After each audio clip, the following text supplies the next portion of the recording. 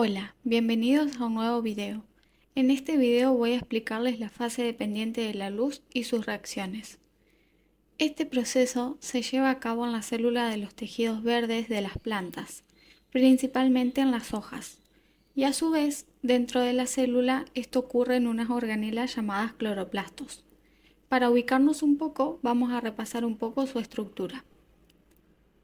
Los cloroplastos son organelas formadas por una membrana externa, una membrana interna, un espacio intermembrana, el estroma, como se denomina el espacio interno de los cloroplastos, y dentro de ellos se encuentran los tilacoides, además de ADN y otros componentes celulares. Los tilacoides son unos pequeños sacos aplanados en los que ocurre esta fase dependiente de la luz. Los tilacoides se disponen apilados formando granas. Ahora sí, pasemos al proceso como tal. Este ocurre principalmente en la membrana de los tilacoides, donde también participan el interior del tilacoide, que llamaremos lumen, y la zona exterior, es decir, el estroma del cloroplasto. En la membrana tilacoidal se encuentran los fotosistemas 1 o P700 y 2 o P680.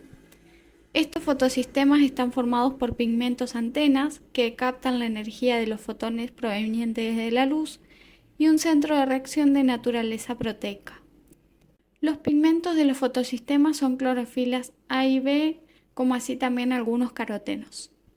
Se los llama P680 y P700 porque absorben energía a una longitud de onda de 680 y 700 nanómetros respectivamente.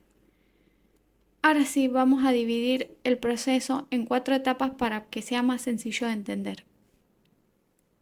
La fotoexcitación de la clorofila comienza cuando dos fotones llegan al fotosistema 1 y 2 simultáneamente y excitan a la clorofila, haciendo que ésta libere 2 electrones.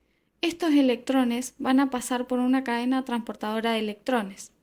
En el caso de los electrones liberados por el fotosistema 1, estos pasan al aceptor A0, de allí a la ferrodoxina, que finalmente se los va a ceder al NADP. Como ahora el fotosistema 1 se encuentra desbalanceado, el fotosistema 2 le va a ceder los 2 electrones que liberó, pero antes también van a pasar por una cadena transportadora de electrones hasta llegar al fotosistema 1.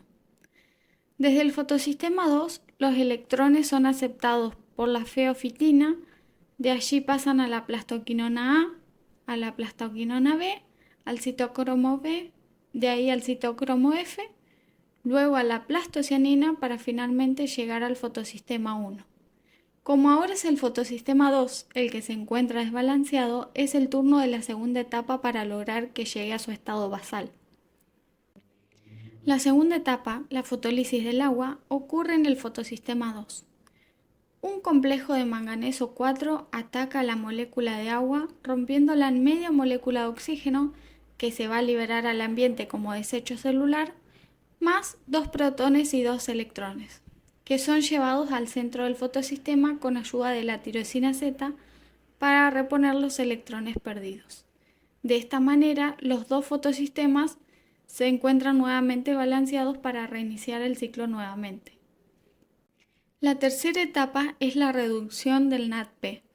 Como dijimos en la primera etapa, el aceptor final de electrones es el NADP, que por acción de la enzima NADP reductasa va a tomar los 2 electrones que se le fueron cedidos más 2 protones provenientes de la fotólisis del agua para producir la reducción del mismo, formando NADPH más hidrógeno.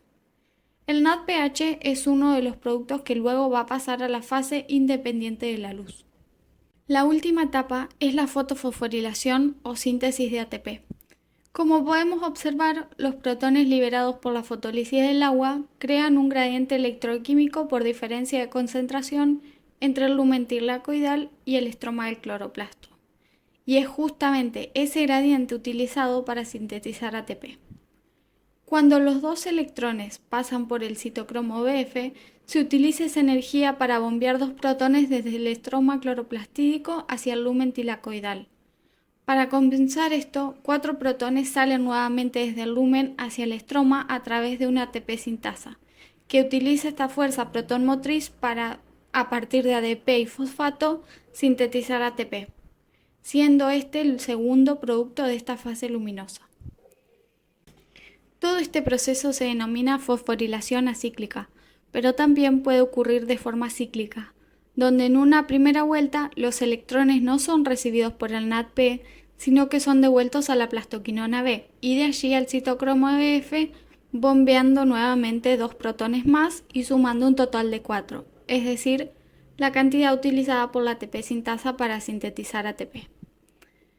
Como resumen, podemos decir que la fase dependiente de la luz se lleva a cabo en las tilacoides, dentro de los cloroplastos, y se compone de 4 etapas: la fotoexcitación de la clorofila, la fotólisis del agua, la reducción del NADP y la fotofosforilación, que puede ser cíclica o acíclica. Como productos finales tenemos el NADPH y el ATP y el oxígeno como un desecho. El oxígeno de la fotosíntesis proviene del agua.